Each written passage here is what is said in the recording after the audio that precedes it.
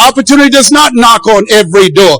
Opportunity stands by silently waiting for you to recognize it. Everyone else thinks the big game is the big game, but it never is. You do not get paid as an athlete for the game. You don't get paid as a writer for the story. You get paid for the practice, for the rehearsal, for the training that led you to that performance. Daniel Coyle, who wrote the Talent Code, studied several hotbeds of talent all around the world, tennis clubs, swim centers, classical music schools, and he found that the most successful people have completely different relationship to practice. For them, practice is the big game. For most of the world, performance is 90% of their time, and the practice backing up that performance is 10% of their time. If you want to be the best, you've got to flip that script. You've got to make rehearsal, practice, and training the center of your universe. You've been seduced by, like me and everyone else, with the just do it thing from Nike. And the problem with the word just is that some people think it means, what the hell, do whatever you want, doesn't matter, just do it. And I think it should be changed to merely do it. Do it without commentary. Do it without drama. Simply show up and do the thing. Focus on the practice, not hoping and wishing for the outcome that you need to be reassured by, but the practice, the best you can do it. Because what could be better than the best you could do it? Nothing.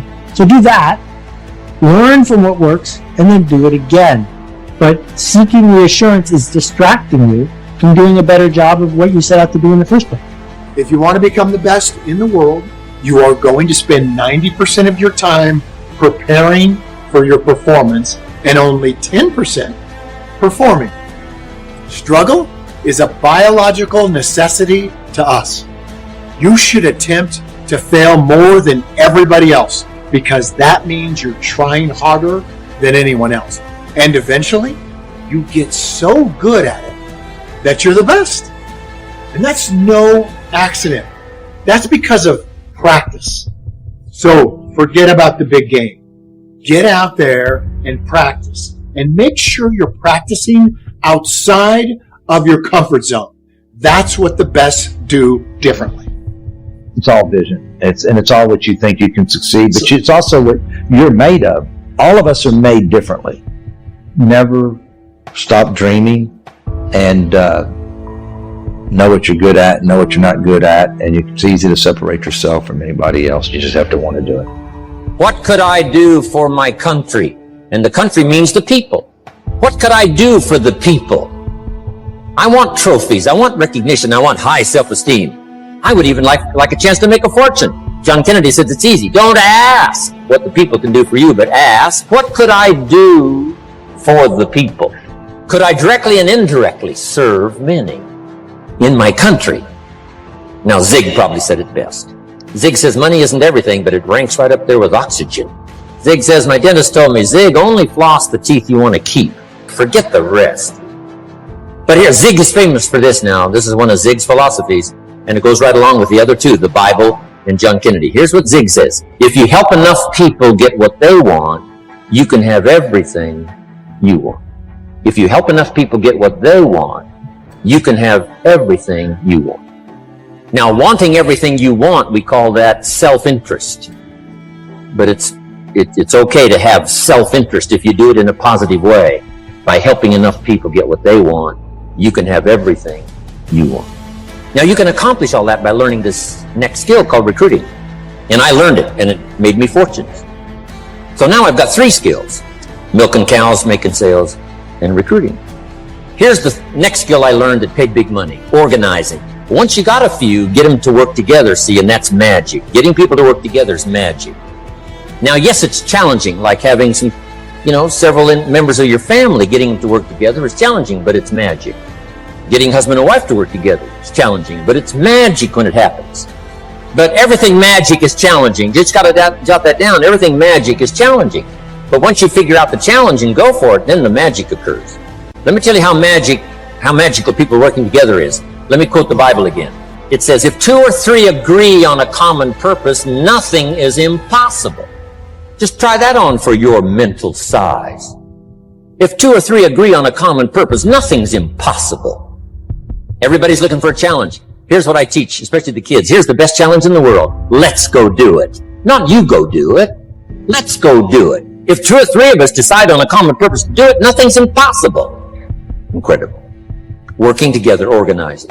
Now, when everybody's an independent, now it's a little more challenging. Like having kids, they've each got their own opinions. They've each got their own ambitions and desires. It's challenging. You've got a variety. But that's what makes life, the variety. And it is, in your business, it is challenging, getting people to work together. It's like herding cats. But you gotta try cats. But if you can possibly get it done, the power is so immense when you get people to work together. Here's one of the powers of working together, shared testimonials.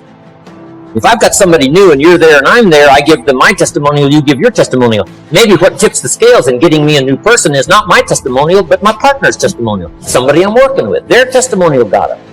Shared testimonials are so powerful.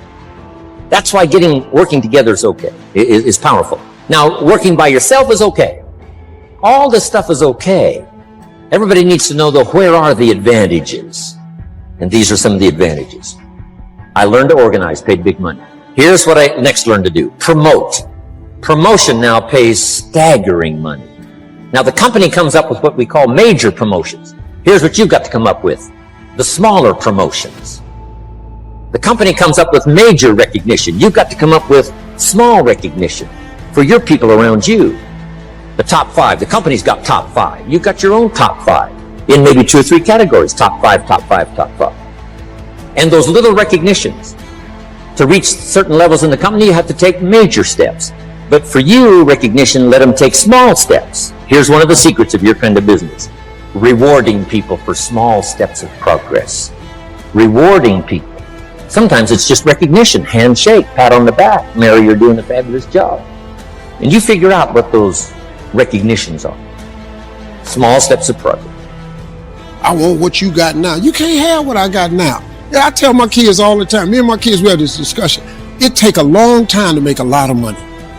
If you think you can just go make a lot of money real fast, you're going to be constantly disappointed. It take a long time to make money. I've been in this business since I was 27 years old. I'm 64.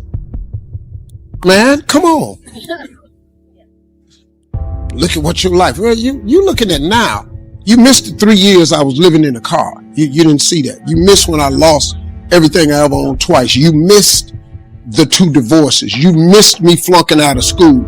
You missed all that. You see this now. This ain't how it work now. Yeah, oh, it look easy. Yeah, I'll make it look easy. This is hard. Come out here. Come turn this corner. I'm going to invite any one of y'all to come up here. Ladies and gentlemen, welcome to Family Feud. Here's Ricky. And Ricky, walk your ass around this corner and just do what I do. It's really hard. Like, what do you do for a living? Software startup. See, if I went to her job, I'm a failure. What do I know about software? No, what do you do, sir? A physician. Oh, you're dead. He's a physician. He went to school. He got to go to regular school. Then he got to go to another school. Then he got to get certified, go to another school. That's not me. I can want to be a doctor all I want, but it ain't me. It's just easy, man. You got to fit in. You got to do the gift God gave you. You're a physician. You're gifted. That's a God-given gift. Everybody can't go be a doctor. This idea and this notion that you could be anything you want, you can accomplish anything you want, right? We hear that. You've heard that from the time you were little boys. You hear that now. You're already incredibly accomplished. You can win an NBA championship, MVP of the league. You could become president. You could become governor. You could be in entertainment. You could do Charles, or you could do Shaq. You could do that. You could do whatever you want to do. You guys know that. The thing that has worked for me is to remember the hard times. So, and I'm sure you guys all have your processes. And again, I'm going to tell you what worked for me. So before a big movie comes out, before, back in the days when I was wrestling with WWE, a WrestleMania match, anything big that would happen, I would always take a moment and I'd just remind myself, all right, I was evicted when I was 14. We were kicked off the island. We couldn't live in Hawaii. Had no place to live. A lot of shit happened. Then when I moved to Nashville, I was arrested multiple times by the time I was 16 years old. I gotta remember that. If I were playing on this team, which my skills are, what's that term? Oh, the shits.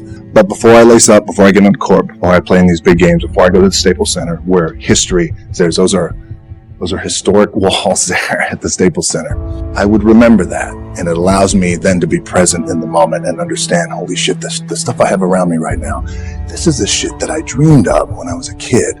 I am here. I played for University of Miami, played for great teams. Warren Sapp, Ray Lewis, they were my teammates. They were balling. Warren Sapp was playing tight end that time. I was starting defensive tackle.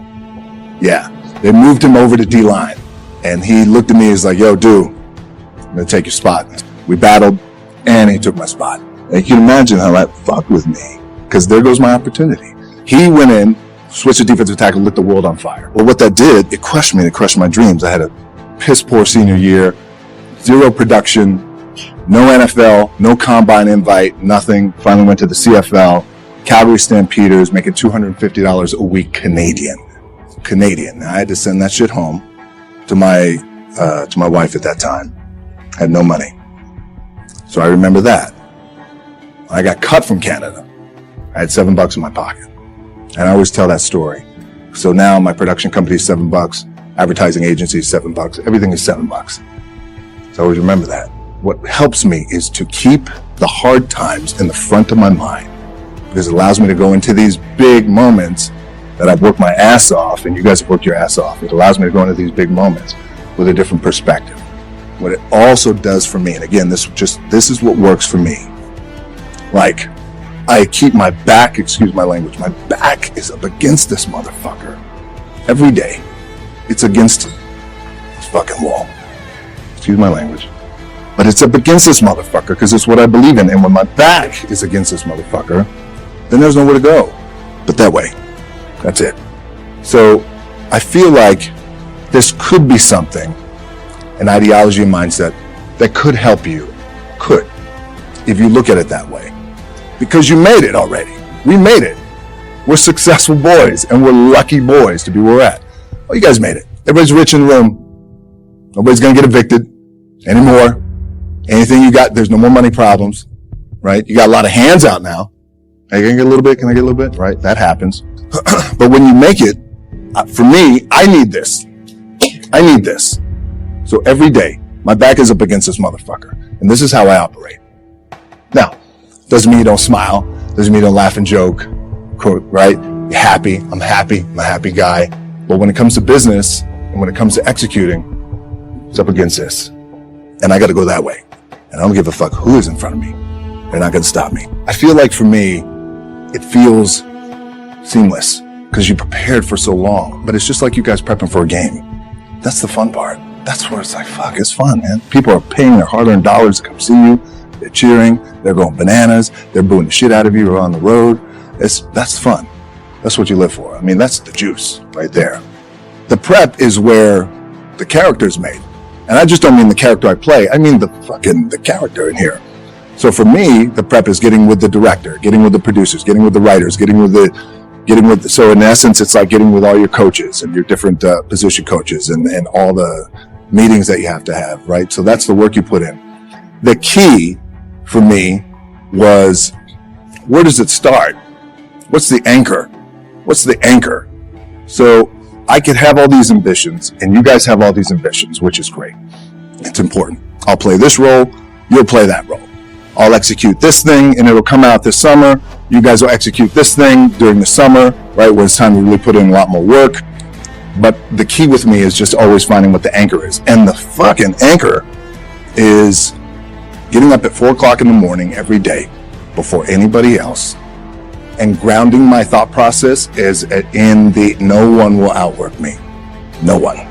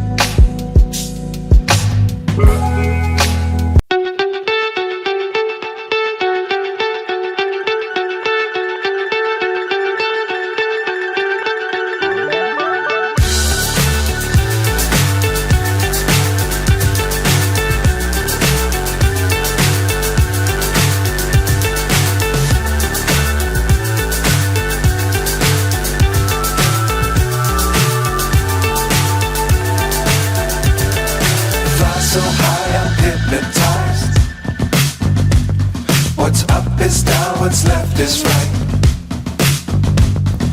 Chasing stars and holding you. I can't see the end, but we'll see it through.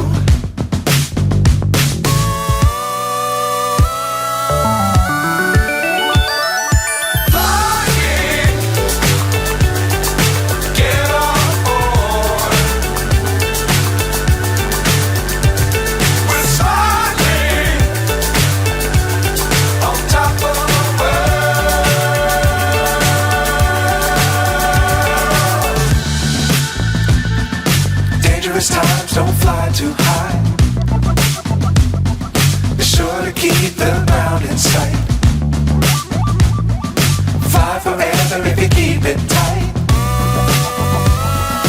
Love the world but keep the sky on your mind. Fly.